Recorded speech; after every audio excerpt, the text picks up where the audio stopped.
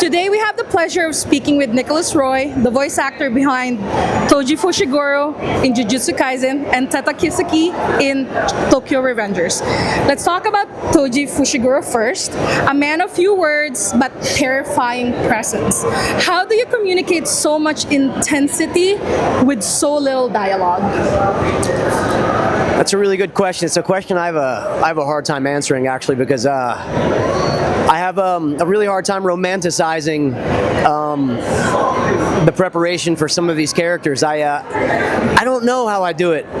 Sometimes I don't. I take the information that I'm given about the character and I study it, and then I just go in there and do what I think I know how to do, and hope for the best.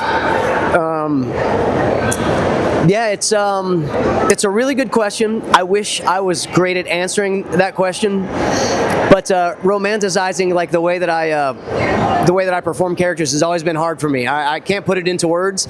I just know I have a lot of tools in my belt from acting since I was essentially 18, 19 years old. And making a career out of it, you know, theater training and on-camera training and being in also on-camera television and film. So I just use those tools that I have in my belt. Another character that you voice, that fans love to hate and hate to love. I already know who you're gonna say. Yeah. How do you humanize someone like Kiseki without softening his absolute villainy? Yeah. I look at Kiseki as a kid with Napoleon complex. And I mean, with Kiseki, it comes really easy with when I'm watching what's there in the anime already when I go to perform, and I'm kind of like going, oh my god, this guy's so bad. He's like not likable. It's tough for me to actually make him likable. So I just kind of go with what's given when it comes to Kiseki. I do my thing too. I do my thing with Kiseki, but with the data that I kind of already implanted in my head about how he's this kid with Napoleon complex who's just will go to any length to get the girl, even if it's like, you know how guys like when you were like in 3rd grade, and if you liked a girl, you'd like throw a rock at her or something. That's Kiseki. Toji's fan base, it's very wild. Have you seen any memes of a fan art that made you stop and go, okay, that's both terrifying and also hilarious? Just when I see Toji in a thong. And I get quite a bit of that. Toji in a thong, terrifying. Toji and Kiseki would, I guess, hate each other, right? But who do you think would actually win a contest or a game of psychological warfare? If we're not talking physical, I might have to give that one to Kiseki. I agree. I agree. Rapid fire round. Sure.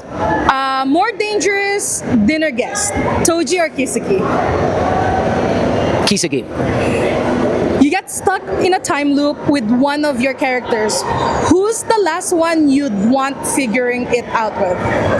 The last one I'd want figuring it out is being stuck in a time loop of any of my characters? Any, not only those two, anybody.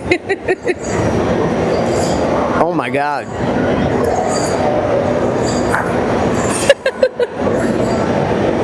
Mikey from Digimon Fusion.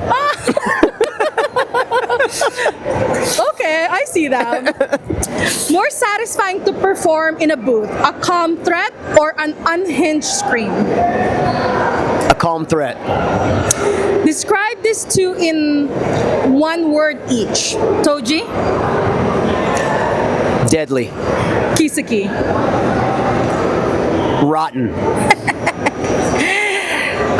If you can swap one of your characters into a romantic comedy, who's hilariously fails at love? Chuya Nakahara, Bungo Stray Dogs, 100%. Goodness gracious. That's a good Question. one. Really good question. Nick, thank you so much for joining us in this interview. But before I let you go, without breaking any of your NDAs, is there a new role or old role you'd recently recorded that's a big departure, or anything you wanna tell our audiences? Ooh. So I've got 3 AAA games coming out that unfortunately I can't break NDAs on, but there's some really good games coming out that I've been involved in. I'm in mid-season 5 of Spidey and His Amazing Friends. For the youngsters, or the ones of you out there that might have little ones. Love that. I love working on our show. It's a beautiful cartoon.